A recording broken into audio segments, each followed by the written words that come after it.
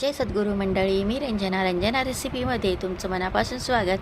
तर मंडळी, आज बनवणार आहे मी उपासासाठी मस्तपैकी साबुदाणा बटाटा खिचडी. एकदम अशी मोकळी, चिकट न होणारी आणि अशी मऊसूत.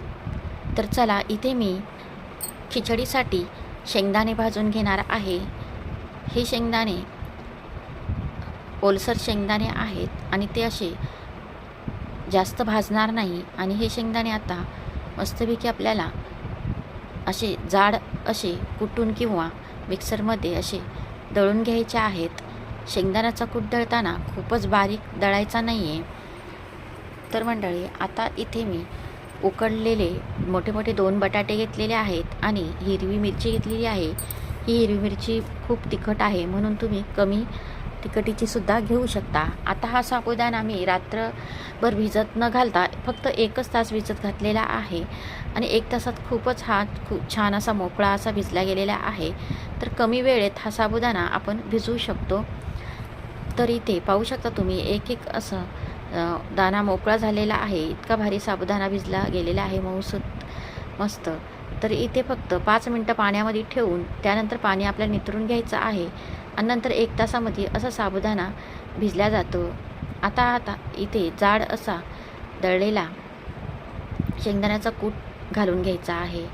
साबुदाणा आपण मोकळा अगोदर करूनच घेतलेला आहे आणि आता इथे कूट घालून आता सर्व असं मिक्स करून घ्यायचं आहे. तर चला, एका कढईमध्ये तेल घालून घेऊया. तेल आपलं चांगलं गरम झालं का आपल्याला अगोदर हिरवी मिरची घालून घ्यायची आहे.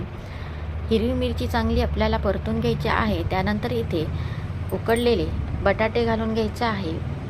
फोडी केलेले 2 बटाटे असे आता सर्व इथे परतून घ्यायचं आहे. आता आपण इथे चवीनुसार मीठ टाकून घेऊया. जिथे मी साबुदाणा आणि इथे कूट घेतलेला आहे त्याच्यामध्येच मीठ टाकून इथं मिक्स करून घेतलेला आहे. आता तोच साबुदाणा आपल्याला इथे कढईमध्ये टाकून घ्यायचा आहे आणि आता सर्व मिक्स करून घ्यायचा आहे. चांगला आपल्याला इथे असा परतून घ्यायचा आहे. साबुदाणा चांगला परतून इथे नंतर आपल्याला 1च मिनिट एकदम कमी गॅसवर झाकण ठेवून घ्यायचं आहे. इथे आपला साबुदाणा तयार झालेला आहे. तर मंडळी, कसं वाटला साबुदाणा बटाटा खिचडी नक्की कमेंटमध्ये सांगा. व्हिडिओला लाईक, शेअर आणि सबस्क्राईब करा. नवीन कोणी व्हिडिओ बघत असेल तर व्हिडिओ संपूर्ण बघा. चला तर मग भेटूया पुन्हा पुढच्या व्हिडिओमध्ये.